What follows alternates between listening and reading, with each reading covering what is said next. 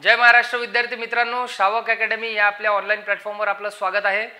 आज 19 फेब्रुवारी म्हणजे प्रत्येक मराठी माणसाच्या घरातला आज महत्त्वाचा सण आहे आणि त्यामुळेच मला असं वाटलं की छत्रपती शिवाजी महाराजांच्या जन्मदिवसापासून आजपासून आपण जे आपल्या परीक्षेशी निगडीत आहे असा एक टॉपिक आपण आज सिरीज सुरू करणार आहे। आजपासून आपण महाराष्ट्रातील समाजसुधारक ही सिरीज आपण सुरू करत आहे। सगळे समाजसुधारकांनी आपल्या समाजाला परिवर्तन करण्यासाठी ते त्यांना पूर्ण त्यांचं आयुष्य वाहून दिलेलं आहे। तर अशातलेच एक थोर समाजसुधारक महात्मा ज्योतिबा फुले आज आपण शिकणार आहेत। महात्मा ज्योतिबा फुले हे एकमेव असं व्यक्तिमत्व आहे, एकमेव असे महापुरुष आहे की ज्यांना दरवर्षी जरी भारतरत्न दिला तरी ते काम कमी पडेल रे, है ना। अजून तो भेटला नाही, पण जर दिला तरी दरवर्षी तो पुरस्कार त्यांच्या व्यक्तिमत्वासमोर एकदम बारका, एकदम नखा एवढा वाटणार, एवढा मोठा सिंहाचा वाटा। मग या माणसांच्या हे जे समाजसुधारक आहे यांच्या जीवनाशी निगडीत जेव्हा आपण गोष्टी शिकत असतो, बघत असतो, वाचत असतो, त्यांनीच आपल्याला हे लक्षात येते की हे लोक जर नसते, इतिहासात हे जर महापुरुष होऊन गेले नसते तर हा समाजाची जी रचना आज आपण पाहत आहे अशी नसती। म्हणजे मी तर म्हणतो की सकाळी उठल्यानंतर प्रत्येक मुलीनी काय केलं पाहिजे, प्रत्येक मुलीनी महात्मा ज्योतिबा फुले यांच्या प्रतिमेसमोर 2 फूल चढवले पाहिजे, त्यांच्या पाया पडल्या पाहिजे, त्यांचा आशीर्वाद घेतला पाहिजे। धर्म म्हणून का, देवाची पूजा म्हणून का, तर नव्हे, ग्रॅटिट्यूड म्हणून, सद्भावना म्हणून की या माणसामुळे आज आम्हाला हे स्वातंत्र्य उपभोगायला भेटत आहे। असे हे थोर समाजसुधारक महात्मा ज्योतिबा फुले यांच्या जीवनाविषयी आज आपण शिकणार आहे। मित्रांनो, अशा गोष्टी तुम्हाला माहीत पडणार आहे की तुम्ही जर ते इतिहासात परत मागे गेले तर तुमच्या अंगावर शहारे आल्याशिवाय राहणार नाही आहे। आणि मग त्या काळात त्यांनी काय केलं हे तुमच्या लक्षात येईल। आता आपण त्यांचा जीवनपट बघत असताना या स्लाइडवरच्या प्रत्येक पॉइंट हा परीक्षेत विचारलेला आहे। ते पोलीस भरती असू द्या, ते तुमची कंबाईनची गटक असू द्या, मुख्य परीक्षा असू द्या, पूर्व परीक्षा असू द्या की राज्यसेवा असू द्या, आत्ताच्या सुद्धा आता जो आपला गट ब चा पेपर जर तुम्ही बघितला तुमच्या लक्षात येईल की सत्यशोधक समाजाची स्थापना कोणत्या वर्षी झाली हा प्रश्न तुम्हाला जोड्या लावायला आलेला दिसतो। तुम्ही मागच्या पूर्व परीक्षेचे किंवा मुख्य परीक्षेचे पेपर पहा, तुम्हाला आयोगाचा सर्वात आवडीचा टॉपिक म्हणजे महात्मा ज्योतिबा फुले, ज्यावर दरवर्षी प्रश्न असतात। ह्याच्यानंतर तुम्हाला महात्मा ज्योतिबा फुलेंवर येणाऱ्या प्रश्नाचं उत्तर 100% येणार, 99% नाही 100% येणार, म्हणून लक्ष देऊन ऐका। आणि त्या स्लाइडवरचा प्रत्येक पॉइंट मी तुमच्यासाठी इलॅबरेट करतो, तुम्हाला समजून सांगतो। तुमचं फक्त एवढं आहे की मन लावून ते ऐका, ठीक आहे। आपण सुरू करू। बघा, महात्मा ज्योतिबा फुलेंचा जन्म कधी झाला होता ह्याच्यावर प्रश्न जर आहे, कोणत्या वर्षी झाला होता ह्याच्यावर प्रश्न आहे। महात्मा फुलेंचा जन्म झाला होता 11 एप्रिल 1827 आणि 11 एप्रिल 1827 रोजी पुण्यात झाला होता। पुण्यात, मूळ गाव सातारा आहे, मूळ गाव आहे। काही लोकांना वाटते मूळ गावात जन्म झाला, जन्म पुण्यात झाला, मूळ गावही विचारला आहे तर सातारा जिल्हा, परत सांगतो, जिल्हा सातारा, तालुका कोणता तर खटाव तालुका, तिथलं गाव कोणतं, कटगुण। कटगुण हे गाव आहे, त्यांचं मूळ गाव आहे, त्यांचं जे मूळ आडनाव आहे। आता आपण त्यांचं पूर्ण नाव बघत असताना काय म्हणतो, ज्योतिबा फुले। फुले हे त्यांचं मूळ आडनाव नाही आहे विद्यार्थी मित्रांनो, त्यांचं मूळ आडनाव हे गोरे आहे। फुले हे त्यांच्या व्यवसायावरून पडलेलं, म्हणजे जेव्हा त्यांचे वडील इथे आले, पुण्याला स्थायिक झाले, तेव्हा त्यांनी फुलांचा व्यवसाय सुरू केला। म्हणजे त्यावेळेसच्या माधवराव पेशव्यांनी काय केलं होतं, 35 एकर जमीन त्यांना फुलांसाठी दिली होती, फुलबागांसाठी दिली होती। त्यांचं काम पाहून, है ना, त्यांची इमानदारी पाहून की हे खूप सुंदर सजावटीचं काम करतात, म्हणून त्यांच्या वडिलांचा व्यवसाय कशाचा होता, फुलांचा। तर फुलांच्या व्यवसायावरून त्यांचं जे आडनाव आहे ते पडलेलं आहे फुले। त्याच्यानंतर बघा, त्यांचं जे शिक्षण आहे ते स्कॉटिश मिशनरी शाळेत झालेलं आहे। ही शाळा खूप महत्त्वाची आहे मित्रांनो, इथेच त्यांना त्यांच्या आयुष्यभराचे सोबती भेटले, त्यांच्या आयुष्यभराचे सोबती त्यांना इथेच भेटले। त्यांना सदाशिव बल्लाळ गोवंडे जे त्यांचे आपण वर्गमित्र म्हणू, जे त्यांनी त्यांना शाळा काढताना मदत केली, हे सगळे मित्र त्यांना इथेच भेटले, इथेच त्यांनी सगळा अभ्यास पूर्ण केला। आणि शिक्षणामुळे तुम्हाला माहित आहे की शिक्षणामुळे आपल्या विचारांची क्रांती होते आणि त्या विचारांची क्रांती मग नंतर जेव्हा पेनावरून, म्हणजे आपण जो पेन, आपण पहिले विचार करतो, तो विचार आपण एखाद्या कागदावर उतरवतो आणि तो कागद मित्रांनो अजरामर होऊन जातो। त्याच्यामुळं कितीतरी पिढ्यानपिढ्या बदलतात। तर ही स्कॉटिश मिशनरी शाळेत काय झालं, महात्मा ज्योतिबा फुलेंचं शिक्षण झालं। त्याच्यानंतर बघा, ज्योतिबा यांनी लहुजी साळवे, ज्योतिबा फुले यांनी लहुजी साळवे हे नाव तुम्हाला इतिहासात परत येईल, है ना, कोणत्या कोणत्या पुस्तकात त्यांचं नाव दिलेलं आहे, लहुजी साळवे मांग, है ना, मांग जातीचे होते। अरे हे जेव्हा शाळा उघडली तेव्हा मुलांना ये जाण करण्यासाठी हे बॉडीगार्ड म्हणून उभे होते. यांच्याकडं त्यांनी नेमबाजीचं प्रशिक्षण घेतलं. कोणी? महात्मा फुलेंनी त्यांच्याकडं दांडपट्टा व नेमबाजीचे शिक्षण घेतलेले आहे. शाळा जर विचारली परत सांग 2 मिनिटात पटकन तोंडपाठ झालं पाहिजे. जन्म कुठं झाला? पुण्यात झाला. मूळ गाव कोणतं होतं? मूळ गाव होतं सातारा जिल्ह्यातील खटाव तालुक्यातील कटगुण हे मूळ गाव होतं. मूळ आडनाव काय होतं? गोरे हे मूळ आडनाव होतं. शिक्षण कुठं झालं? स्कॉटिश मिशनरी शाळेत. मिशनरी म्हणजे काय रे? मिशनरी म्हणजे काय? जेव्हा ख्रिस्त धर्म म्हणजे ब्रिटिश लोकांचा धर्म कोणता होता? ख्रिश्चन धर्म. मग त्या धर्माचा प्रसार करण्यासाठी जे लोक पाठवले, जे लोक पटवून देतात की आमचा धर्म कसा चांगला, तुम्ही आमच्या धर्मात आलं पाहिजे, आमच्या धर्मात पूजापाठ कर्मकांड वगैरे नाही आहे. आणि त्यावेळेला आपल्या हिंदू धर्मात पुष्कळशा कुप्रथा होत्या. त्या कुप्रथांना काही लोक कंटाळले होते. काही लोकांना वाटलं की ह्या धर्मात एवढ्या कुप्रथा नाही आहे, याच्यात एवढे रूल्स एवढे रेग्युलेशन नाही आहे. म्हणून काय केलं? काही लोकांनी धर्मांतरण केलं. तर हे जे धर्मांतरण करणारे किंवा आपल्या धर्माची माहिती देणारे होते त्यांना मिशनरीज म्हणायचे. मग ह्या मिशनरीजनी काय केलं? वेगवेगळ्या शाळा स्थापन केल्या आपल्या इथे. तशीच आहे स्कॉटिश मिशनरी शाळा. बघा, स्कॉटिश मिशनरी शाळा. आणि ज्योतिबा यांनी लहुजी साळवे यांकडं काय केलं रे? दांडपट्टा व नेमबाजीचे शिक्षण केले. काही अडचण? एकदम सोपं. त्याच्यानंतर बघा, विचार प्रभावित करणाऱ्या घटना, त्यांच्या आयुष्यावर प्रभाव टाकणाऱ्या घटना म्हणजे अशा कोणत्या घटना? बघा, कोणी उठून एकदम असा विचार करत नसते की बाबा आता मला समाजाची ही रचना बदलवायची आहे. काहीतरी आघात त्याच्या मनावर झालेले असतात, काहीतरी विचार त्याच्या डोक्यात पेरलेले असतात.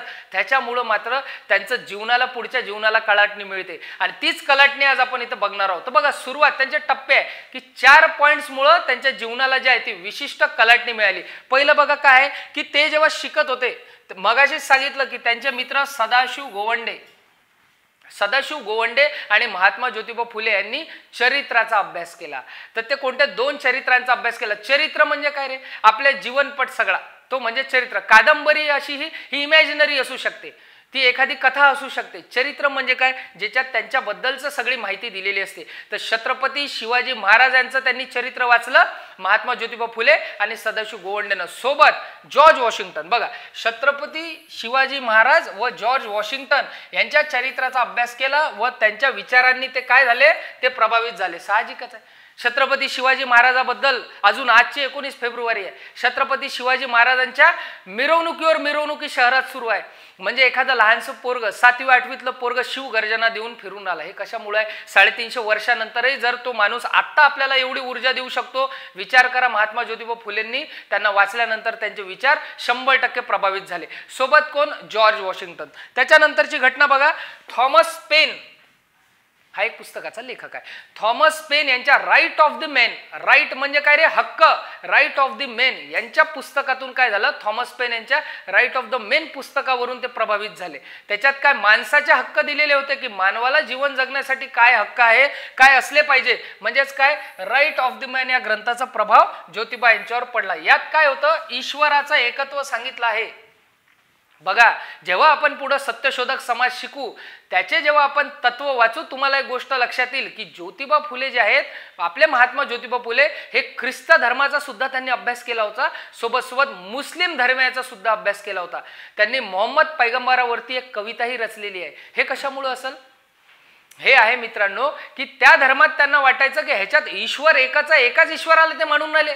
समजा ख्रिश्चन लोक आहेत तर ते येशू ख्रिस्ताला मानून आले, है की नाही? मुस्लिम धर्मीय अल्लाहला मानून आले. पण आपल्या हिंदू धर्मात हा देव, तो देव, तो देव, तो देव, त्याच्या वेगवेगळ्या प्रथा पौराणिक काळात. आणि मग त्यांना वाटायचं की बाबा एवढे सगळे देव कसे असू शकतात? ईश्वर हा एकच आहे, तो निराकार आहे, त्याला आकार नाही आहे, तो निर्गुण आहे. बरोबर आहे. आणि हे तत्व त्यांनी त्या धर्मातून घेतलं, त्यांना वाटलं. आणि म्हणूनच मग मी काय म्हटलं की हे तत्व राईट ऑफ द मॅन या पुस्तकात दिलेलं होतं, ईश्वराच्या एकत्व सांगितलं होतं, म्हणूनही त्याचा त्यांच्यावर प्रभाव आहे. लक्षात आलं इथपर्यंत? त्याच्यानंतर बघा, त्यांच्यावर संस्कृत मधील वज्रसूची ग्रंथ आहे रे, नाव काही कठीण नाही आहे. संस्कृत मधील वज्रसूची व कबीर, आपले संत कबीर आहे की नाही, डॉक्टर B.R. आंबेडकर यांचेही गुरु, ज्योतिबा फुले यांचेही गुरु संत कबीर यांचा कोणता आहे? यांचा विप्रमती या बीजग्रंथाचाही प्रभाव दिसतो. आणि चौथी एक महत्वाची घटना आहे मित्रांनो, जी त्यावेळेला प्रसिद्ध झाली. म्हणजे ती घटना बघा किती, म्हणजे आताचा जर कॉमन सेन्स आपण विचार केला की आता समजा एखाद्याचं लग्न आहे, त्याच्या मित्राला बोलावलं है ना. आता माझी वरात सुरू होती. साहजिक गोष्ट आहे, माझ्यासोबत कोण चालणार? माझे मित्र चालणार का नाही? माझ्यासोबत घोड्याच्या सोबत नाचात कोण येणार? माझेच मित्र येणार की नाही? मग सदाशिव गोवंड्याचं लग्न असताना अरे खरा मित्र नसणार का वरातीत? तेच मित्र महात्मा ज्योतिबा फुले वरातीतून चालून राहिले. पण आता या काळात आपण असं म्हणत नाही की माझ्या वरातीत चालला, तुझी जात काय, तू कोणत्या धर्माचा आहे. त्यावेळेला 1848 मध्ये काय झालं मित्रांनो, सदाशिव बल्लाळ गोवंडे यांच्या लग्नाच्या वरातीत चालत असताना काही त्यावेळेसच्या ब्राह्मण सनातनी लोकांनी, आता परत सांगतो इथे ब्राह्मण म्हणजे ब्राह्मण जात नाही सांगत आहे, त्यावेळेचं सांगत आहे की त्यावेळेस जे अनिष्ट रूढी परंपरांना जे खतपाणी घालत होते ते लोक.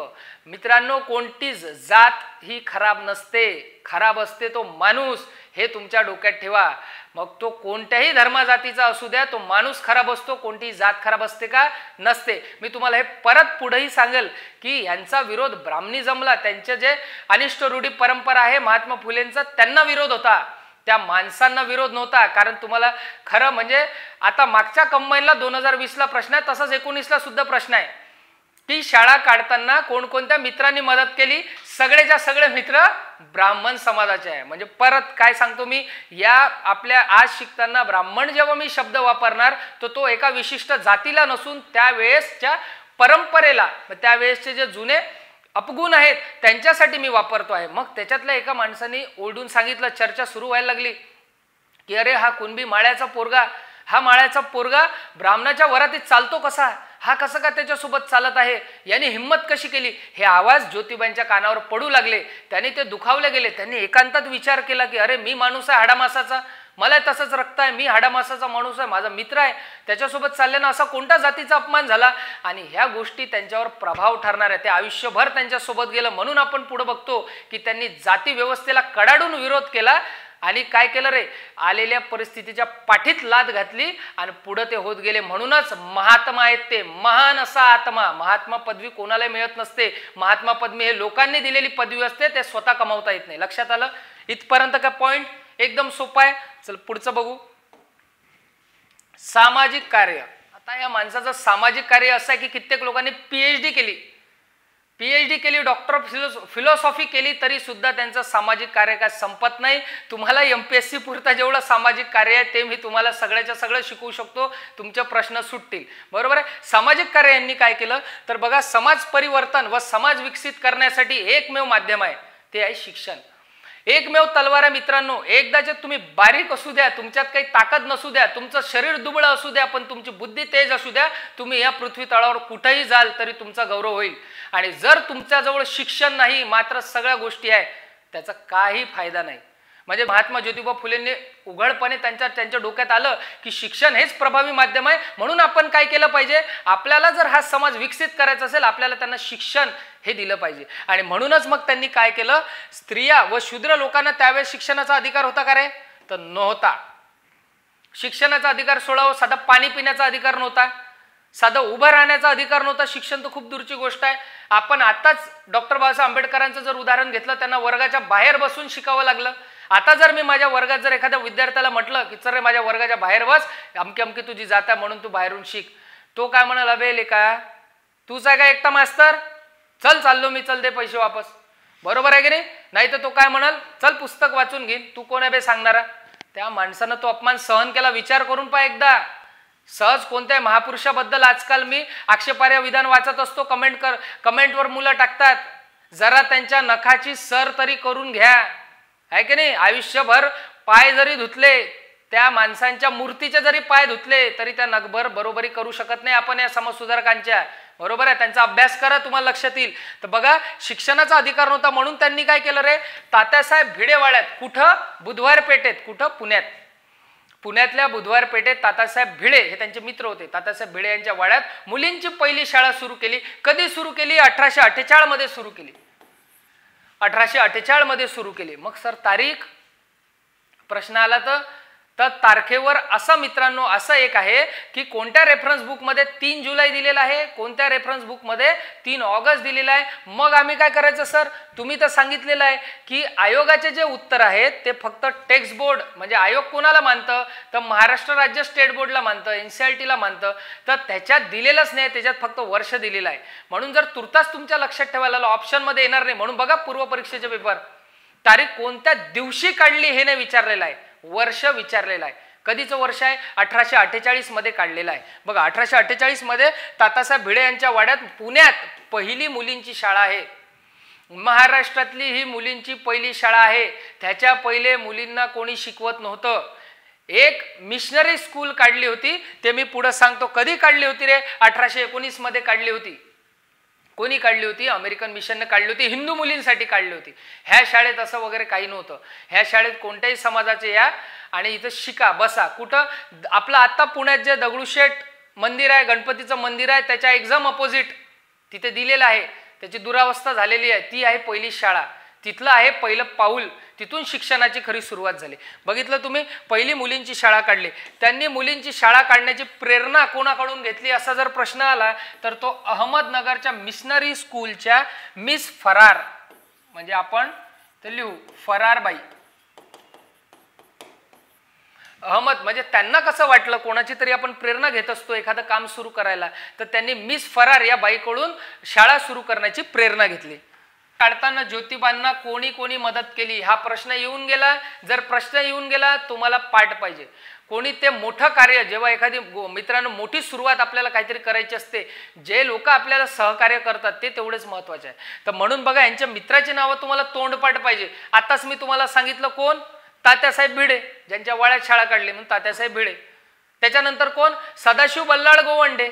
सदाशिव बल्लाळ गोवंडे तर मित्रच होते, मित्र तर मित्राची मदत करणार. अजून कोण? मोरो विठ्ठल वाळवेकर. परत मोरो विठ्ठल वाळवेकर. अजून कोण? हाटे. बघा सदाशिव गोवंडे झालं, मोरो विठ्ठल वाळवेकर झालं, सदाशिव हाटे, जगन्नाथ हाटे. सदाशिव हाटे, जगन्नाथ हाटे. परत अण्णासाहेब चिपळूणकर, सखाराम परांजपे, केशव भवाळकर, बापूसाहेब मांडे. एवढे नावं तुमच्या पाठच करायचे तुम्हाला. हे नावं तुम्ही स्क्रीनशॉट काढा, तुमच्या याच्यात लिहून घ्या. ज्याच्यावर आयोगाने प्रश्न आला ते उत्तर तुमचं आलं पाहिजे. तर स्त्री शिक्षिका मिळत नव्हती, स्त्री शिक्षिका मिळतच नव्हती.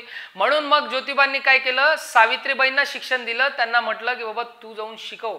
आणि मग सावित्री आई आपल्या काय झाल्या? शिक्षिका झाल्या, पहिल्या भारतीय स्त्री शिक्षिका झाल्या आणि त्या मुलींना शिकवण्यासाठी सुरू केलं. पण जसं तुम्हाला माहित आहे की कोणतीही एखादी चांगली गोष्ट करा, बघा खराब गोष्टींना विरोध होत नाही. अजूनही तशीच परिस्थिती आहे. एखादं तुम्हाला जर एखादं चालेल कुठेतरी दारूचं दुकान टाकायचं असलं, काहीतरी एखादी खराब गोष्ट तुम्हाला करायची असली, तुम्हाला विरोध होणार नाही. पण जर तुम्हाला एखादी चांगली गोष्ट करायची असली, कोणाला तरी शिकवायचं असलं, कोणाला तरी काही समाज उपयोगी काम करायचं असलं, तर त्याला मात्र समाज विरोध करतो. मग तसा विरोध झाला. पण हा विरोध कुठून होता? हा विरोध प्रत्यक्ष घरातून होता. हा विरोध करणारे कोण होते? त्यांचे वडील होते, है ना. महात्मा ज्योतिबा फुलेंच्या वडिलांना काय सांगितलं त्यावेळेसच्या त्या सनातनी लोकांनी की आपल्या सुनेनी बाहेर जाऊ नये, शिकवण देऊ नये, आपल्या पिढ्यानपिढ्या बर्बाद होतील, तुझे जे पुढचे आयुष्य आहे, पुढचे जे पिढ्या आहेत त्या बर्बाद होतील. काय सांगितलं होतं? स्टेटमेंट देऊ का, कोट करू का? 42 कुळं जे आहेत ते तुझे नरकात जातील. शक्य आहे का असं? आता विचार करा बरं. 42 कुळं तुझे नरकात जातील असं वगैरे म्हटलं. पण ज्योतिबा फुले तो ज्योतिबा फुले. हा, ज्योतिबा फुले कोणाला फरक पडते? महात्मा ज्योतिबा फुले सत्सग विवेक बुद्धी वापरणारे होते. त्यांनी सत्सग विवेक बुद्धी वापरली. त्यांना म्हटलं हे असं कसं शक्य आहे? असं कसं कोणी नरकात जाईल? आपण तर चांगलं काम करून आलो, आपण तर लहान मुलींना शिकवून आलो. म्हणून त्यांनी काय केलं? त्यांनी सावित्रींना सांगितलं की तू काय टेन्शन घेऊ नको, तू जा मुलींना शिकव. आणि मग त्यांनी शिकवणं सुरू केलं. आता कोणाचं ऐकणार आहे? आपल्या नवऱ्याचंच ऐकणार आहे की नाही. मग त्यांनी शिकवणं सुरू केलं. म्हणून त्यांचे वडील गोविंदरावांनी काय केलं रे? त्यांना घरातून बाहेर काढलं. त्यांना म्हटलं अरे माझं ऐकत नाही का, माझ्या घरातून चालते व्हा. आणि मग घरातून बाहेर काढल्यानंतर एक मित्र भेटतो जो म्हणतो की मी तुला राहायला जागा देतो. आणि त्याचं नाव काय? त्याचं नाव उस्मान शेख. परीक्षेत आलेला आहे का नाही प्रश्न? तुमच्या तोंडपाठ पाहिजे उस्मान शेख. बघा घरातून बाहेर पडल्यानंतर पुण्यात गंजपेठेत, कुठं रे? तर पुण्यातील गंजपेठेत त्यांचे मित्र उस्मान शेख, त्यांचे मित्र कोण? उस्मान शेख यांनी काय केलं? यांना राहायला जागा दिली. तीच जागा आज फुलेवाडा म्हणून प्रसिद्ध आहे. कोणी बघितलाय का फुलेवाडा? पुण्याचे असतील त्यांनी बघितला असेल, बरोबर आहे. तर ती जे ऐतिहासिक वास्तू आहे ती म्हणजे फुलेवाडा म्हणून प्रसिद्ध आहे. तिथे आपले महात्मा ज्योतिबा फुले यांनी वास्तव्य केलं होतं. लक्षात आलं इथपर्यंत? त्याच्यानंतर आता आर्थिक अडचण तर वाढली की आता कसं आहे, आपण घरातून निघालो बाहेर, आर्थिक अडचणी वाढल्या, मग त्याच्यामुळं शाळा चालवणं काय झालं रे, शाळा चालवणं तर कठीण झालं. जी पहिली शाळा काढली होती 1848 मध्ये, उदरनिर्वाहासाठी काहीतरी करावं लागेल म्हणून त्यांनी काय केलं, त्यांनी कापड शिवण्याचे दुकान टाकले. बघा, महात्मा ज्योतिबा फुलेंचा जर तुम्हाला लक्षात आलं तर त्यांनी शिक्षणाला प्राधान्य दिलं, प्राथमिक शिक्षणाला प्राधान्य दिलं, सोबत सोबत व्यावसायिक शिक्षणाला सुद्धा प्राधान्य दिलं. त्यांचं असं म्हणणं होतं की एखादा जर कौशल्य आपण हस्तगत केलं तर तो माणूस उपाशी मरणार नाही, त्याच्याजवळ उदरनिर्वाहाचं साधन असेल. आणि म्हणूनच त्यांनी सुद्धा काय केलं, कापड शिवण्याचं दुकान सुरू केलं, सोबत कॉन्ट्रॅक्टरशिपचा व्यवसाय सुद्धा केला. म्हणजे एरवाडा पूल आहे की नाही आताचा, त्याला चुना पुरवण्याचं कामही सुद्धा यांच्या कमर्शियल कंपनीने, यांच्या कॉन्ट्रॅक्टिंग कंपनीने दिले आहे. सोबत खडकवासला धरण आहे ना, त्याला दगड पुरवण्याचं काम सुद्धा महात्मा ज्योतिबा फुले यांच्या कॉन्ट्रॅक्टिंग कंपनीने केलेलं आहे. किती पैलू आहे सांगा बरं, किती अष्टपैलू माणूस आहे. मग यांनी काय केलं, उदरनिर्वाहासाठी, आणि मग पैसे नव्हते म्हणून तात्पुरती ती शाळा काय झाली, पहिली शाळा ही बंद झाली आर्थिक अडचणीमुळे. बघा, अशक्य झाले होते म्हणून त्यांनी कापड शिवण्याचे दुकान टाकले, तसेच कॉन्ट्रॅक्टरचा व्यवसाय सुरू केला. कॉन्ट्रॅक्टर म्हणजे ठेकेदारी. आणि 17 सप्टेंबर 1851 हे वर्ष महत्वाचं आहे. तारीख लक्षात नाही ठेवली तरी चालते, वर्ष मात्र लक्षात ठेवा. 1848 ला पहिली मुलींची शाळा, 1851 ला काय झालं, दुसरी मुलींची शाळा रास्तापेठेत. कुठं आहे? पुणे रस्तापेठ. टोटल शाळा 17 ते 18 काढल्या महात्मा ज्योतिबा फुलेंनी. त्यातले पहिली, दुसरी, तिसरी आपल्याला वर्ष लक्षात ठेवायचं आहे. पहिली 1848, दुसरी 1851 कुठं रे, रास्तापेठेत, आणि तिसरी 1852 ला 15 मार्च 1852 वेताळपेठेत तिसरी शाळा. हे कुठं आहे? पुण्याला आहे. पहिली 1848, दुसरी 1851, तिसरी 1852. आणि त्याच्यानंतर बघा, त्यांनी एकूण किती शाळा काढल्या असं म्हटलं, त्यांनी एकूण 17 शाळा काढल्या होत्या. कुप्रथांचा तीव्र विरोध. त्यावेळेला अशा अनेक प्रथा होत्या, ज्या प्रथा आता मी तुम्हाला सांगणार आहे, तुमचं डोकं खाजवायला लागेल, तुमच्या अंगावर शहार येतील. ह्या प्रथा आपल्या महाराष्ट्रात होत्या, ज्या महात्मा ज्योतिबा फुले यांच्या प्रयत्नांनी, डॉक्टर बाबासाहेब आंबेडकर यांच्या प्रयत्नांनी, आणि पूर्व इतिहासात जर बघितलं तर छत्रपती शिवाजी महाराज यांच्या प्रयत्नांनी त्या बंद झाल्या. त्या प्रथांना यांनी कडाडून विरोध केला. बघा, विधवा विवाहाचे पुरस्कर्ते, विधवा विवाह. त्यावेळेला आता काय व्हायचं, बालविवाहात लग्न व्हायचं. म्हणजे किती, 7 वर्षाची मुलगी, 8 वर्षाची मुलगी, अशा मुलींचे लग्न व्हायचे. आणि मग तो जो माणूस, तो जो नवरदेव होता, जो नवरा होता, तो राहायचा वयस्कर, कधी 40चा, कधी 50चा, किंबहुना कधी कधी 80चा. 80 वर्षाच्या म्हाताऱ्याचं लग्न जर 17 वर्षाच्या, 16 वर्षाच्या, 12 वर्षाच्या मुलीसोबत जर करून दिलं तर साहजिक आहे, वाढत्या वयानुसार नवरा जो आहे त्याचा मृत्यू लवकर होईल. आणि मग ह्या ज्या आहे, ह्या अशा कुमारवयीन बालिका विधवा व्हायच्या. आणि मग ह्या जर विधवा झाल्या, यांचं पुढचं आयुष्य किती मोठं आहे रे.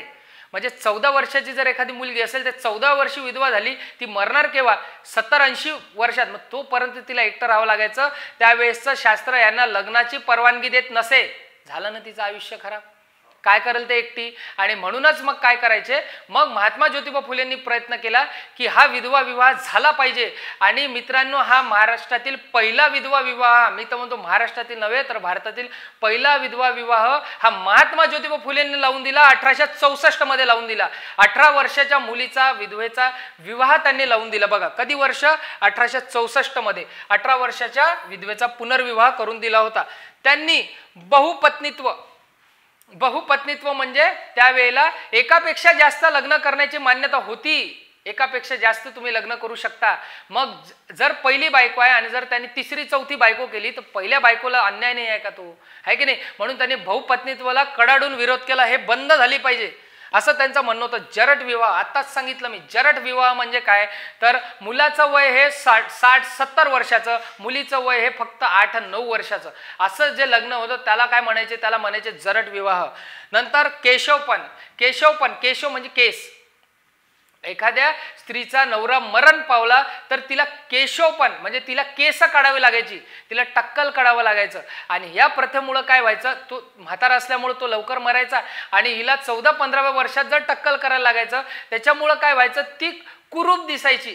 आणि ती कुरूप दिसल्यामुळं तिचं मनोबलाचं तर खच्चीकरण तर जाऊ द्या, त्यावेळेसचं तर काय एवढं आपण काय मानव विकास तर काय विचार करत नव्हतो, पण त्यावेळेस ती स्वतःलाही आरशात बघू शकत नव्हती. ती विचार करत होती मी कुरूप आहे आणि ही प्रथा बंद झाली पाहिजे, ही प्रथा बंद झाली पाहिजे. त्याच्यासाठी त्यांनी न्हाव्यांचा संपही घडवून आणला. तळेगाव ढमढेरे इथे न्हाव्यांचा संप घडवून आणला.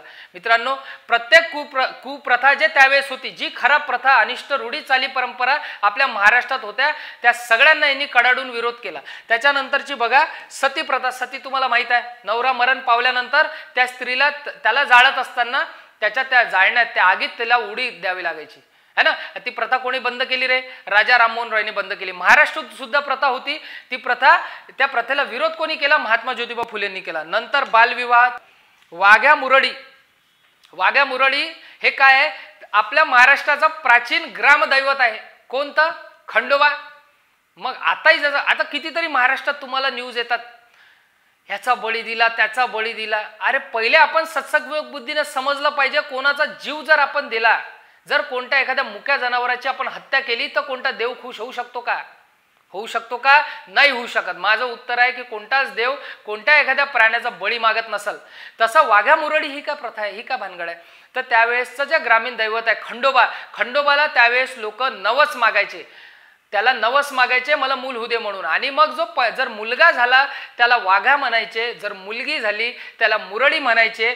आणि मग काय करायचं, त्याला त्या देवाला ते अर्पण करायचे.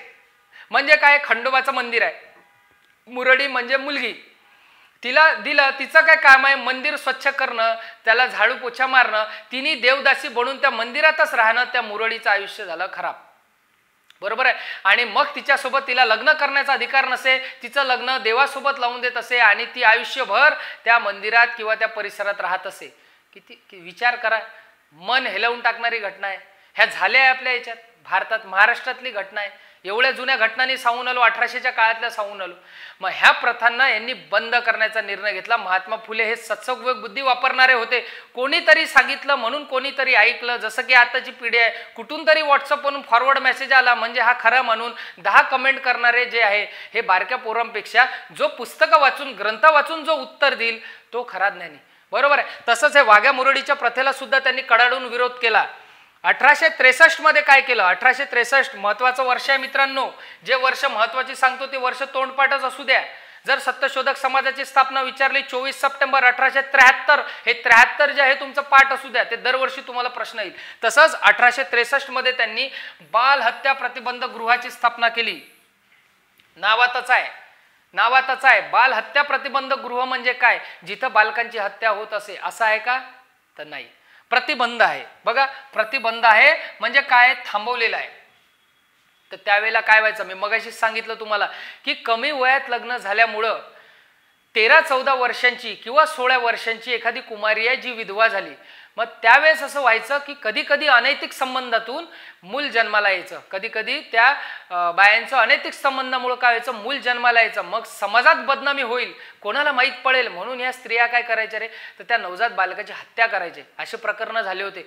मग आपले महात्मा तर महात्माच आहे की नाही, महात्मांनी काय म्हटलं? महात्मा ज्योतिबा फुलेंनी म्हटलं की बायांनो तुम्ही काय करा, आमच्या बाल हत्या प्रतिबंध गृहात या. सुरक्षित तुम्ही काय करा, सुरक्षित इथं बाळंतपण करा आणि तुमचं इथं कोणालाच माहीत होणार नाही, हे सगळं गुपित राहील. आणि इथे जे मग जे लेकरं आहे यांचंही संगोपन करण्याची जबाबदारी स्वतः महात्मा ज्योतिबा फुलेंनी घेतली. किती मोठा माणूस आहे हा, किती मोठा माणूस आहे सांगा. म्हणजे दुसऱ्याचा इथं झालं बाजूचा लेकरू कोणी आलं तर इथं बिस्किट द्यायला आपलं आजकालच्या समाजाचं मन कचरते. हा माणूस 1863 मध्ये म्हणतो की बाबा तुमचं लेकरू असेल तुम्ही त्याला मारू नका, आमच्या जवळ घेऊन या, सुरक्षितपणे तुमची काळजी घेतली जाईल, तुमच्या लेकरांचंही शिक्षण पाणी आम्ही बघतो. आणि म्हणूनच महात्मा फुले आपल्याला शिकायला पाहिजे. आपण महात्मा फुले प्रत्येकाने डोक्यात रुजवले पाहिजे. महात्मा फुले त्यांचे विचारच आपल्या भारत देशाला आता अजून पुढे नेऊ शकतात. त्यांना कोणी मदत केली? जसं आपण मगाशी बघितलं की शाळा काढताना कोणी मदत केली, ह्याच्यावर प्रश्न आलेला आहे. तर बाल हत्या प्रतिबंध गृह स्थापन करताना कोणी मदत केली पुढे जाऊन, ह्याच्यावरही आयोग आपल्याला प्रश्न विचारू शकतो. तर त्याच्यातले कोण आहे? पहिले तर आहे लोकहितवादी, हे सगळे समाज सुधारक आपण शिकणार आहेत. नंतर आहे भांडारकर, नंतर आहे मगो रानडे, बाबा परमानंद आणि तुकाराम तात्या पडवळ. यामध्ये काय झालं होतं? काशीबाई नावाची एक महिला होती बालहत्या प्रतिबंध गृहामध्ये. काशीबाई नावाची महिला होती, हिची प्रसूती झाली आणि मग तिचं जे बाळ आहे, आता तुम्हाला माहीत असेल किंवा माहीत नसेल तरी मी सांगतो की महात्मा ज्योतिबा फुले व सावित्रीबाई फुले यांना मुलबाळ नव्हतं. आणि मग हा माणूस, हा दानशूर माणूस, मनाने सर्वात श्रीमंत माणूस, यांनी काय केलं, त्या काशीबाईचं जे ते मूल आहे त्याला दत्तक घेतलं, त्याचं नाव ठेवलं यशवंत आणि त्याचा सांभाळ केला मुलगा म्हणून. लक्षात आलं, ही घटना महत्त्वाची आहे, हे तुमच्या लक्षात असलं पाहिजे. बघा, त्यांच्या मुलाचं नाव यशवंत ठेवलं म्हणूनच पुढं डॉक्टर बी आर आंबेडकर, डॉक्टर बाबासाहेब आंबेडकर यांनी सुद्धा त्यांच्या मुलाचं नाव ते पाहूनच काय ठेवलेलं आहे रे, यशवंत ठेवलेलं आहे. लक्षात ठेवा, कारण बाबासाहेब आंबेडकर यांचे गुरु कोण होते, तर महात्मा ज्योतिबा फुले हे त्यांचे गुरु होते. अस्पृश्यांसाठीचे कार्य, जेव्हा कोणीच नसतं, जेव्हा खूप अन्याय वाढत असतो, जसा की त्यावेळेस मुघलांचा अन्याय वाढला, सर्वीकडे हाहाकार माजला, शिवाजी महाराजांनी जन्म घेतला.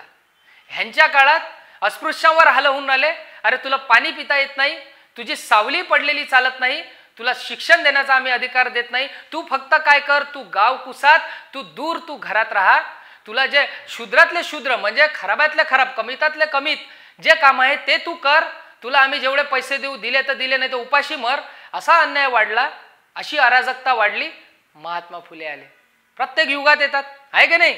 तसंच महात्मा फुले आले, अस्पृश्यांसाठी कार्य. यांनी 1851 साली काय केलं, तर पुण्यात नाना पेठेत अस्पृश्यांसाठीची पहिली शाळा काढली. जर प्रश्न आला की मुलींसाठी पहिली कधी शाळा काढली, तर 1848 म्हटलं पाहिजे. जर अस्पृश्यांसाठी, अस्पृश्य म्हणजे काय, ज्यांना हात लावण्याची बंदी, अस्पृश्य बाट है ना. म्हणूनच मग डॉक्टर बी आर आंबेडकरांनी काय केलं, संविधानातील तरतूदच नष्ट केली, अनटचेबिलिटी.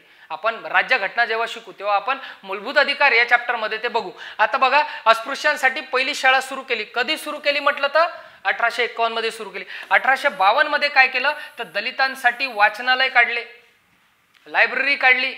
कारण प्रभावी माध्यम काय, शिक्षण. 10 पुस्तकं माहीत झाले म्हणजे त्यांना आपले अधिकार माहीत आहे. तुम्हाला डॉक्टर बाबासाहेब आंबेडकरांनी काय केलं, भांडणं केले का, कुठं मारामाऱ्या केल्या, हाणामाऱ्या केल्या का. त्यांनी त्यांचा स्वाभिमान जिवंत केला. त्यांनी फक्त त्यांना सांगितलं की हे चुकीचं आहे, हे बरोबर आहे. सगळ्या लोकांचा स्वाभिमान जागृत झाला. आता नाही करतायत तसं, आता नाही करतायत तसं, आता झाला जागृत. तोच स्वाभिमान जागृत करण्यासाठीचं सर्वात महत्वाचं हत्यार म्हणजे काय, ते म्हणजे शिक्षण. तेच शिक्षणासाठी काय पाहिजे, पुस्तकं. आणि म्हणूनच आपण बघतो त्यांनी 1852 मध्ये काय सुरू केलं, दलितांसाठी वाचनालय काढले. आणि 1868 मध्ये अस्पृश्यांसाठी स्वतःची विहीर, हौद, पाण्याचा हौद, स्वतःची विहीर खुली करून दिली. मी मगाशीच बोलताना तुम्हाला सांगितलं की त्यांना पाणी पिण्याचा अधिकार नव्हता, सार्वजनिक पाणवठ्यावरचं पाणी त्यांना पिऊ देत नसे. मग महात्मा फुले तर महात्मा आपले, त्यांनी विचार केला, अरे पाणी हे तर जीवन जगण्यासाठी, पाणी तर सर्वांसाठी बनवलेलं आहे, नदी फरक करत नाही, पर्यावरण फरक करत नाही, मग हे फरक करणारे कोण आहे. आणि म्हणून मग त्यांनी रूढी परंपरा यांना मोडून, की आपल्याला काय ते पटत नाही, आपल्या बुद्धीला ते पटत नाही, चला त्या अस्पृश्यांना सांगितलं तुम्ही माझ्या इथं आहे, इथं पाणी भरा, मला काही कोणाचा बाट होत नाही.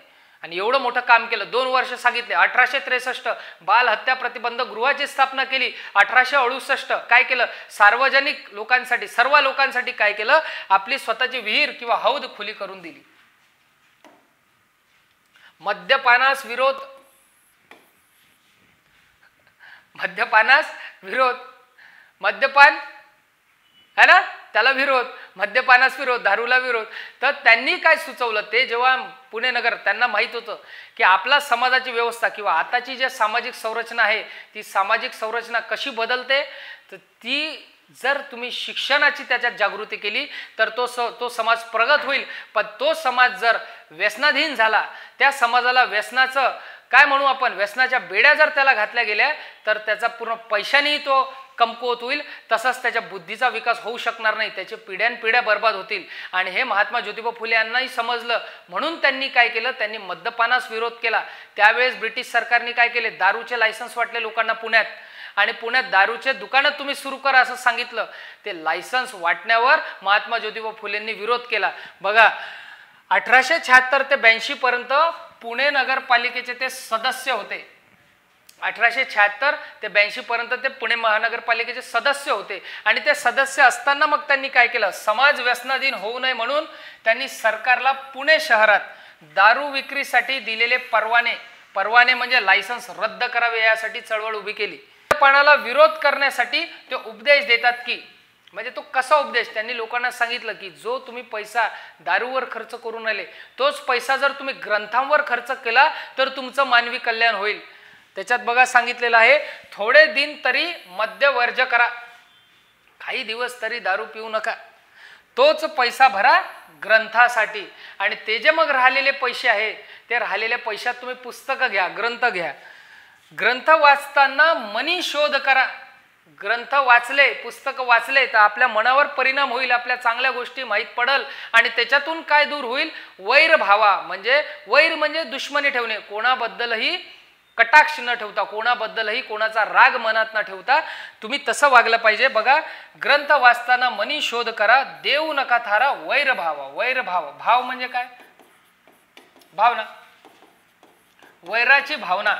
म्हणजे जर तुम्ही पुस्तक वाचले, तुम्हाला लक्षात येईल, तुमचं नॉलेज वाढल आणि तुम्ही मग काय कराल? तुम्ही सर्वांशी प्रेमाने वागा. तुम्ही सर्वांशी प्रेमाने वागाल जर तुम्ही बुद्धिवादी झाले तर. म्हणून काय म्हणतात? थोडे तीन दरी मद्य वर्ज करा, तोच पैसा भरा ग्रंथासाठी. ग्रंथ वाचताना मनी शोध करा, देऊ नका थारा वैर भावा. म्हणजे महात्मा ज्योतिबा फुलेंनी प्रत्येक गोष्टीत समाजाला सुधारण्याचा प्रयत्न केलेला आहे, हे आपण इथे बघतो. त्यांनी प्रौढ, नंतरचा पॉईंट बघा, त्यांनी प्रौढ स्त्री पुरुष यांच्या शिक्षणाची सोय व्हावी. आता समजा जे मुलांना ते शिकवून राहिले तर ते ठीक आहे, पण जे जुने लोक आहेत ज्यांचं शिक्षण झालेलं नाही आहे, मग ते अज्ञानापासून दूर न व्हावे, त्यांनाही शिकण्याचा मार्ग मोकळा व्हावा म्हणून त्यांनी काय केलं? 1855 मध्ये प्रौढांसाठी म्हणजे वयस्क लोकांसाठी रात्र शाळा सुद्धा सुरू केली. बघा, त्यांनी शिक्षणाची सोय व्हावी म्हणून 1855 मध्ये रात्रीची शाळा, म्हणजे दिवसभर व जे लोक बिझी आहे, आताही आहे रात्रीच्या शाळेत काही गावात, ज्या लोकांचं गरिबीमुळे म्हणा किंवा कोणत्या गोष्टीमुळे म्हणा त्यांना शिक्षण घेता आलं नाही, त्या लोकांसाठी काय आता रात्रीची शाळा आहे. तसंच त्यावेळेला 1855 मध्ये महात्मा ज्योतिबा फुले यांनी काय केलं? रात्रीची शाळा सुरू केली. कोणत्या वर्षी सुरू केली? 1855 ला सुरू केली. त्याच्यानंतरचं पॉईंट की त्यांनी इस्लाम व ख्रिस्ती धर्माचा तुलनात्मक अभ्यास केला. मी सुरुवातीलाच सांगितलं की इस्लाम धर्म व ख्रिश्चन धर्मात एकेश्वरवाद आहे, एकच ईश्वर आहे असं सांगितलेलं आहे, त्याच्यात समानता दाखवलेली आहे व म्हणूनच मग त्यांनी त्याचा तुलनात्मक अभ्यास केला. एकेश्वरवाद त्यांना आवडला. शिक्षण अभावी आपल्या समाजाची कशी दुर्दशा झाली हे समजून सांगताना त्यांनी शेतकऱ्याचा आसूड या पुस्तकातून ते काय म्हणतात? शेतकऱ्याचा आसूड हे त्यांचं फेमस पुस्तक आहे. ते त्याच्यातून काय म्हणतात? ते म्हणतात की विद्येविना मती गेली. विद्येविना मती गेली. विद्या नसल्यामुळं काय झालं? मती गेली म्हणजे डोकं गेलं. अरे जो शिकलाच नाही त्याला डोकं येईल का? नाही. मतीविना नीती गेली. नीती म्हणजे व्यवहार. नीती म्हणजे व्यवहार. राहायचं कसं? तो गबाळा राहील ना. ज्याला शिक्षणच नाही, ज्याला माहितीच नाही, त्याला नीतिमत्ता नसेल. नीतिमत्ता म्हणजे मॉरल. आता तुम्ही स्पर्धा परीक्षेची तयारी करता, तुम्हाला माहीत असते इंटरव्ह्यूसाठी की ऑफिसर क्वालिटी तुमच्यात असली पाहिजे, तुम्ही तसे राहिले पाहिजे, तसे वागले पाहिजे. ही जी नीतिमत्ता येते हे तुम्हाला कुठून येते? शिक्षणातून येते. काय बरोबर आहे आणि काय चुकीचं आहे हे म्हणजे नीती. जो शिकलाच नाही त्याला नीती कशी येईल? म्हणून विद्येविना मती गेली. विद्या नाही आली तर डोकं नाही आलं. डोकं नसल्यामुळं त्याला नीतिमत्ता आली नाही. मग काय? बघा, विद्येविना मती गेली, मतीविना नीती गेली. बरोबर आहे. नीतीविना गती गेली. आता जो मॉरली बरोबर नाही आहे, ज्याची नीतीच नाही आहे, तर त्याला गती येणार का? त्याच्या आयुष्यात तो पुढे जाईल का? नाही. म्हणजे नीतीविना काय झाली? गती गेली. गतीविना वित्त गेले. साधी गोष्ट आहे. जो सगळ्यात मागं राहिला या समाज व्यवस्थेत, आत्ताचं जर कॉम्पिटिशनचं जर आपण दुनिया पकडली आणि जो खूप अभ्यास करल, ज्याचा व्यवस्थित अभ्यास राहील, चांगली रिव्हिजन राहील, तो कट ऑफ क्लिअर कराल आणि तो काय होईल? पोस्ट घेईल. पण जो लायब्ररीला येऊन आला, टाइमपास करून आला, अभ्यास नाही करून आला, म्हणजे त्याची गती कमी आहे. आणि त्याची गती कमी आहे तर तो प्रगत होऊ शकतो का? मग जर तो प्रगत नाही झाला तर त्याला नोकरी लागू शकते का? त्याला नोकरी नाही लागली तर त्याच्याजवळ पैसा येऊ शकते का? सर्वात शेवटी महत्वाचं काय? पैसा. म्हणून त्याची गती गेली. म्हणून काय रे? गतीविना वित्त गेले. वित्तविना शूद्र खचले. पैसेच नाही तर गरीबच राहिला. शूद्रच राहिला. वित्तविना शूद्र गेले. एवढे अनर्थ एका अविद्येने केले. म्हणजे तुमच्याकडे अविद्या, म्हणजे तुमच्याकडे विद्या नाही आहे. जर तुम्ही अविद्या आहे म्हणजे तुमच्याजवळ बुद्धी नाही आहे, तर तुमचे एवढे जे अनर्थ आहे, म्हणजे तुमची नीतीही गेली, तुम्हाला मॉरली चांगलं राहता येणार नाही, तुमची गती गेली, तुम्ही प्रगत होऊ शकणार नाही. आणि त्याच्यामुळे तुमचे सगळे पैसे तुमच्याजवळ येऊ शकणार नाही. ह्या सर्व गोष्टी एका अविद्येनं केल्या. हे शेतकऱ्याच्या आसूडमध्ये त्यांनी सांगितलं. हे शिक्षणाचं महत्त्व पटवून देण्यासाठी महात्मा ज्योतिबा फुलेने सांगितलं. खूप फेमस आहे. आता कोणाकोणाचं जर असं परीक्षेतही आला आणि तुमच्या लक्षात नाही राहिलं तर कसं लक्षात ठेवू शकता? मन गव हा शब्द तुम्ही लक्षात ठेवा. मन गव एखाद्या वेळेला परीक्षेत आलं, जसा सरनामा येतो तसंच एखाद्या वेळेला आलं की हे पूर्ण करा, तर मग ते तुम्ही कसं लक्षात ठेवा? नीती पहिली आहे की गती पहिली आहे की नाही? पाठांतर. तर मनगव शब्द लक्षात ठेवा. हे बघा, विद्येविना मती गेली, मतीविना नीती गेली, नीतीविना गती गेली, गतीविना वित्त गेले, एवढे अनर्थ एका अविद्येने केले, असं तुम्ही लक्षात ठेवू शकता. शेतकऱ्यांसाठीचे कार्य भारतीय समाज सुधारक परंपरेत एकमेव कडाडून विरोध करणारा आणि एकमेव शेतकऱ्यांच्या बाजूने असणारे समाज सुधारक म्हणजे कोण? महात्मा ज्योतिबा फुले. जर तुम्ही बघितलं तर ते काँग्रेसच्या कुठल्या कार्यकारिणी बैठकीत तुम्हाला दिसणार नाही. कोणत्या अधिवेशनात ते अध्यक्ष नव्हते. काँग्रेस अधिवेशन तुम्ही पाठ करता, उमेशचंद्र बॅनर्जी, दादाभाई नौरोजी पाठ करता का नाही इतिहासाच्यासाठी? कुठंच महात्मा फुले दिसत नाहीत. का बरं दिसत नाहीत? कारण त्या काँग्रेसच्या अधिवेशनात शेतकऱ्यांविषयी कोणी बोलत नसे. अरे अन्नदात्याविषयीच बोललं पाहिजे.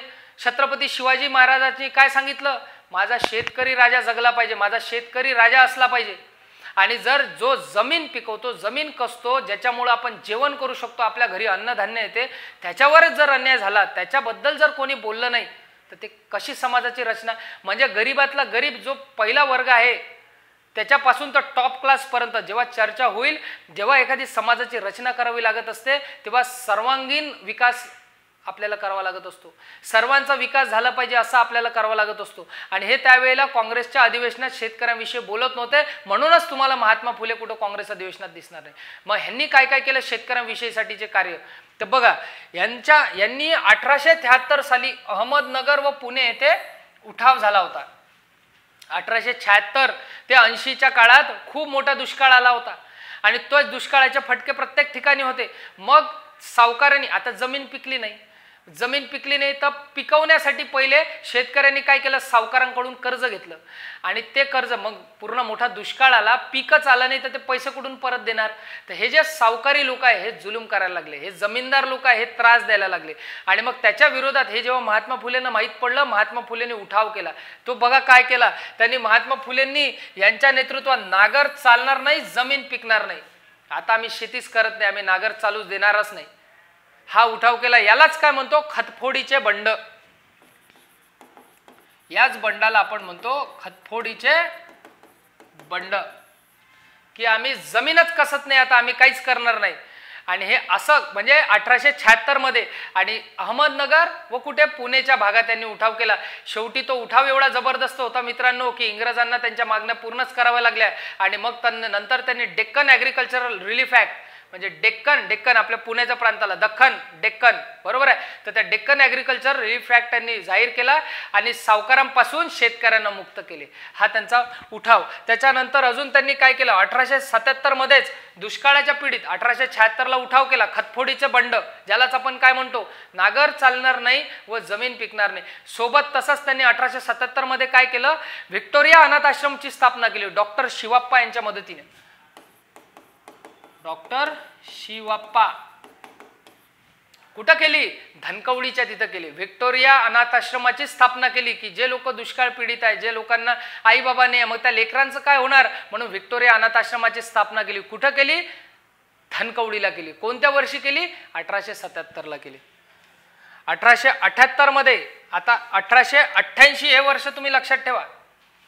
1888ला काय झालं होतं? 1888ला व्हिक्टोरिया राणी जी आहे, इंग्लंडची जे महाराणी आहे, तिचा पुत्र ड्यूक कॅनॉट हा हिंदुस्थानात आला होता. पुत्राचं नाव काय? Duke cannot. हा भारतात आला होता. त्यावेळेला तो जेव्हा पुण्याला आला तिथं त्यांना भेटायला, आता एखादा मोठा व्यक्ती आला, समजा इथं कोणीतरी आला आपल्या अमरावतीत, आपण कसे जातो? सजून धजून जातो त्याला पाहायला, चांगले कपडे घालतो, कोट ब्लेझर आहे की नाही, चांगलं शर्ट असलं पाहिजे, थोडा प्रभाव. ह्या याच्यात एवढ्या सगळ्या कार्यक्रमात सगळे भारतातून त्याला पुण्याला भेटायला आलेले असताना महात्मा फुले मात्र शेतकऱ्यांच्या वेशात गेले होते. पगडी, शेतकऱ्यांचं ते धोतर, तो सदरा फाटलेले ते घालून गेले होते. हे कशासाठी गेले होते? मग सगळे लोक त्यांना पाहायला लागले, अरे शेतकऱ्यांच्या वेशात कोण आलं?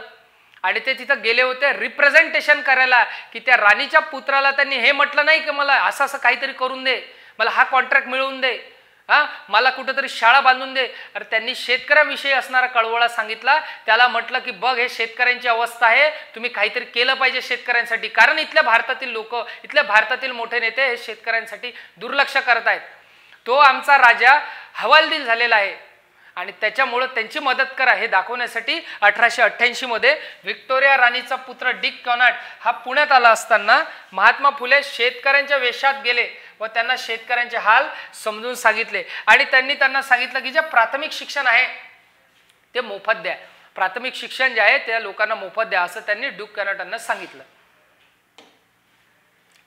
राष्ट्रीय सभाबद्दलचे विचार मी तुम्हाला मगाशीच सांगितलं की त्यांचं म्हणणं होतं की जोपर्यंत राष्ट्रीय सभेत राष्ट्रातील सगळे स्तर घेत नाही, आपण शेतकऱ्याविषयी बोलत नाही, कामगारांविषयी बोलत नाही, तोपर्यंत राष्ट्रीय सभा, त्यालाच आपण काय म्हणतो, काँग्रेस म्हणतो ना, भारतीय राष्ट्रीय काँग्रेस, जोपर्यंत काँग्रेसच्या अधिवेशनात ह्या लोकांवर तुम्ही बोलत नाही तोपर्यंत राष्ट्रीय सभा ही राष्ट्रीय होऊच शकत नाही. म्हणूनच महात्मा ज्योतिबा फुले हे कधीच काँग्रेस अधिवेशनात कोणत्या गेले नाही. उलट त्यांनी काय केलं होतं, 1889 मध्ये अधिवेशनाच्या 5वं अधिवेशन होतं, मुंबईलाच होतं. मुंबईला काय केलं, सत्यशोधक समाजाच्या कार्यकर्त्यांनी काय केलं रे, तर गवताचा 30 फूट गवताचा पुतळा उभा केला.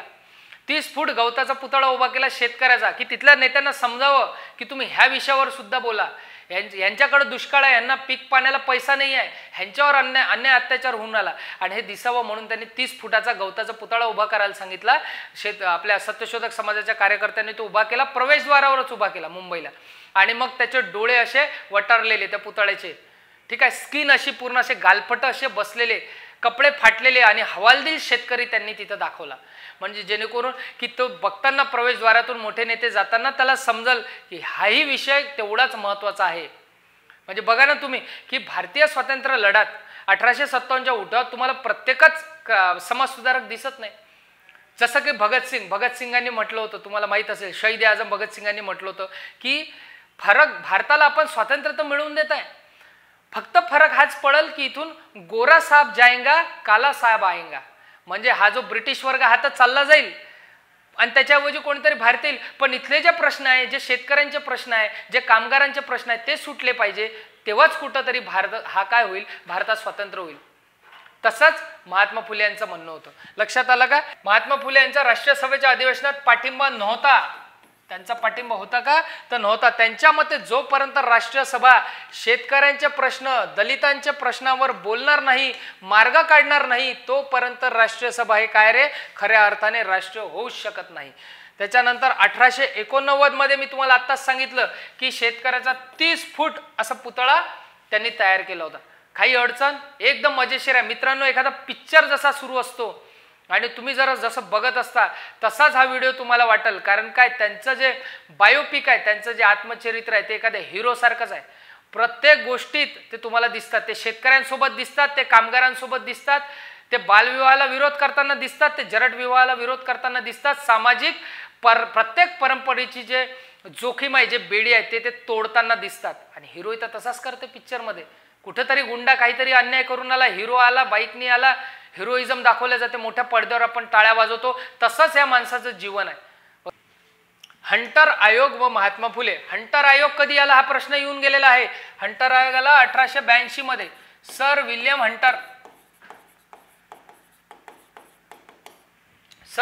हंटर यांच्या अध्यक्षतेत 1882 मध्ये एक आयोग आला होता. आयोगाचं काम काय होतं, तर भारतातील शैक्षणिक सुधारणा करणं, भारतात शिक्षण पद्धतीत शैक्षणिक सुधारणा करणं आणि तिथल्या भारतीय लोकांच्याकडून समस्या जाणून घेणं, याच्यासाठी विल्यम हंटर आला होता. मग महात्मा फुलेंनी त्यांना निवेदन लिहिलं होतं. आपल्याला प्रश्न आलेला आहे की हंटर कमिशन समोर खालीलपैकी कोणत्या समाजसुधारकांची साक्ष झाली. साक्ष होणे म्हणजे काय, माहिती देणे, निवेदन देणे म्हणजे साक्ष होणे. 2 समाजसुधारक आपल्याला माहित आहेत. एक महात्मा ज्योतिबा फुले हे स्वतः आणि दुसरे कोण, पंडिता रमाबाई. लक्षात ठेवा मित्रांनो, 2 समाजसुधारकांनी काय केलं, हंटर कमिशन समोर साक्ष दिली. आता बघा त्यांनी काय म्हटलं, त्यांनी निवेदन देताना रेकमेंडेशन केले विल्यम हंटरला. त्यांनी काही गोष्टी सुचवल्या महात्मा फुलेंनी. त्या कोणत्या गोष्टी आहे, त्यातली पहिली गोष्ट होती की प्राथमिक शिक्षण सक्तीचं करा. पहिली गोष्ट काय होती, प्राथमिक शिक्षण सक्तीचं करा. दुसरी गोष्ट होती की जे प्राथमिक शिक्षक आहेत, जे त्यांना शिकवणार आहेत ते कसे, ते वेल ट्रेन पाहिजे, त्यांना शिकवता आलं पाहिजे. जमातींना, आदिवासी जाती जमातींना शिक्षणात प्राधान्य द्यावे, है ना. कारण आदिवासी लोकांचं काय काम, जंगल तोडणं, जंगलातलं काम करणं वगैरे, ह्यांनाही तुम्ही शिक्षणात सहभागी करा, ह्यांनाही प्राथमिक शिक्षण द्या, अशी हंटर समोर त्यांनी निवेदन केलं.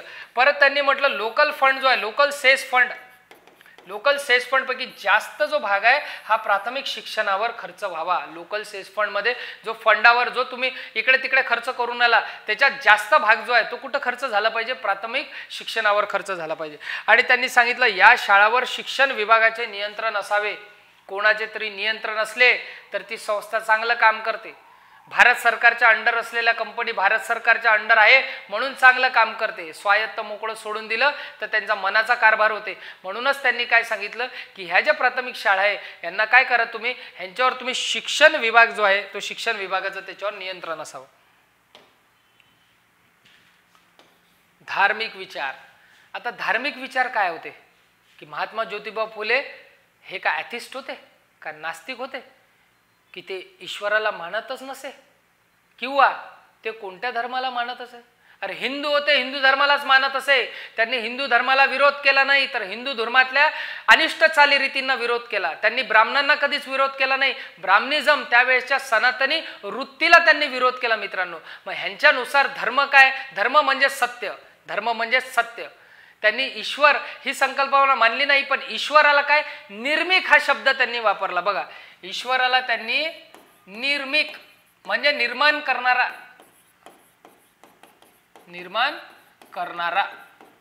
हा शब्द त्यांनी वापरला. निर्माण करणारा. सत्य हाच धर्म, सत्य सर्व धर्मांचे माहेर घर आहे. म्हणजे जर तुम्ही सत्य असाल, जर तुम्ही खरे असाल तर तुम्हाला कोणता धर्म मांडण्याची आवश्यकता नाही, तोच एक धर्म आहे जर तुम्ही खरे असाल तर. जर मी समजा उद्या जाऊन मंदिरात चाललो आणि इकडे मी अशा सगळ्या समाजाविरुद्धचे कामं करून आलो, मी चोऱ्या करून आलो, मी कोणाला तरी त्रास देऊन आलो, कोणाचा तरी अपमान करून आलो, पण मी कुठेतरी मंदिरात जाऊन देवाला मागणं करून आलो की माझ्यासोबत चांगलं कर, कसा देव पावणार आहे रे. त्याच्यासाठी मी स्वतः शीलवान पाहिजे, मी स्वतः सत्य पाहिजे. आणि जर मी सत्य असलो आणि मी इथूनच घरातून हात जोडले तरी जर ईश्वर काय म्हणाल की ह्या माणसाचे कर्म चांगले आहे. मित्रांनो, आयुष्य जगताना कर्म चांगले ठेवावे लागतात. तुम्ही सत्य असले पाहिजे, तुमचा खरेपणा असला पाहिजे, तेव्हा कुठं तो धर्म. नाही तर जिकडे तिकडेच काय अधर्म. बरोबर आहे. तर म्हणून त्यांनी काय म्हटलं, सत्य सर्वांच्या आधी घर, सर्वांचं जुनं घर, पूर्वीचं घर. सत्य सर्वांचे आधी घर, सर्व धर्मांचे माहेर, सर्व धर्मांचे माहेर. त्यांच्यामध्ये सत्य हाच धर्म आहे. त्यांनी ईश्वराचे अस्तित्व नाकारले का तर नाही. ईश्वर आहे म्हणजे ते ॲथिस्ट होते का, नास्तिक होते का तर नाही. ते ईश्वराला मानत असत, फक्त त्यांना निर्मिक असे ते म्हणत असत. काही समाजसुधारक आपल्या याच्यात क्रांतिकारक होऊन गेले जे ईश्वराचं सत्यच मानत नसत.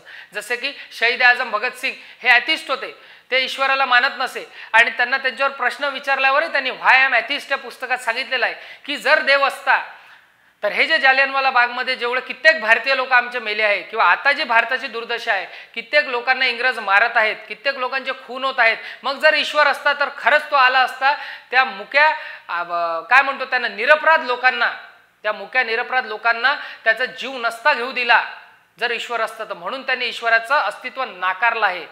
शहीद आझम भगतसिंगांनी यांनी नाकारलं नाही तर त्याच्याऐवजी निर्मिक हा शब्द वापरलेला आहे.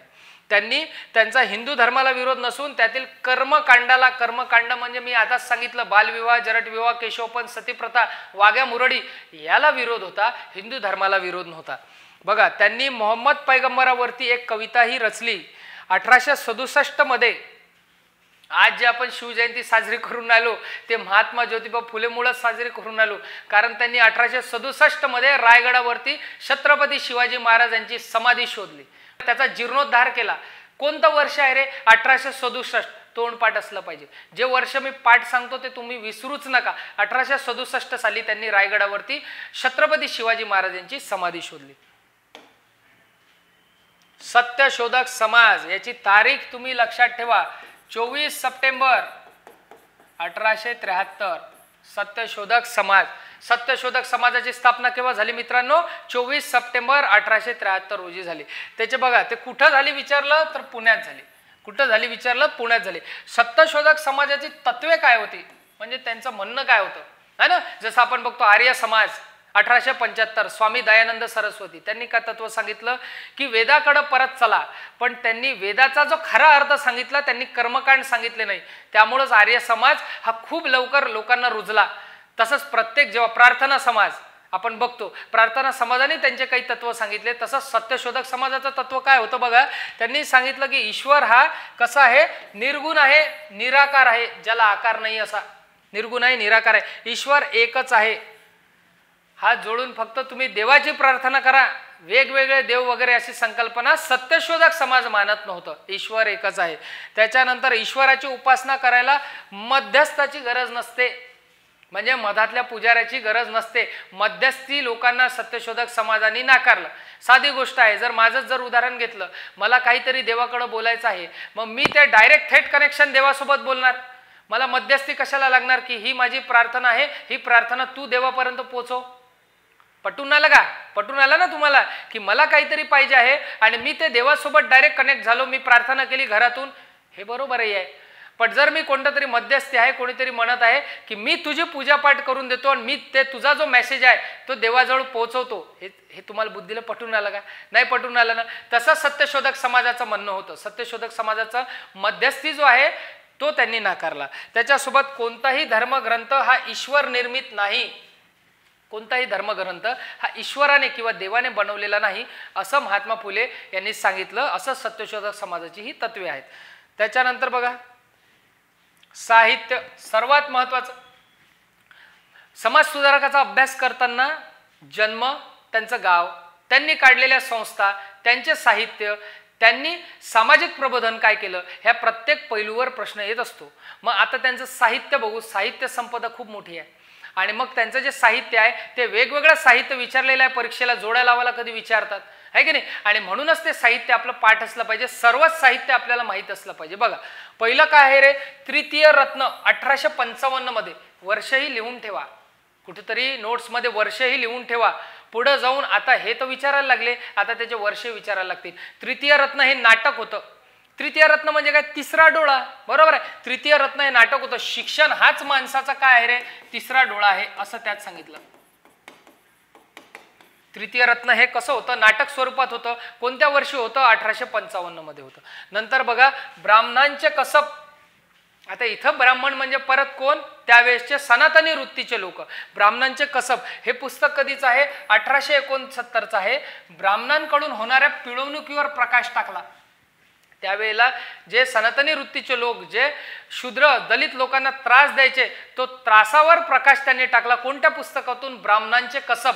कोणत्या वर्षी, 1869 त्याच्यानंतर बघा, छत्रपती शिवाजी महाराजांवर पोवाडा लिहिला. मित्रांनो, 45 पानांचा पोवाडा आहे, विचार करा. छत्रपती शिवाजी महाराजांवर पोवाडा लिहिला. कधी लिहिला, 1869 लिहिला.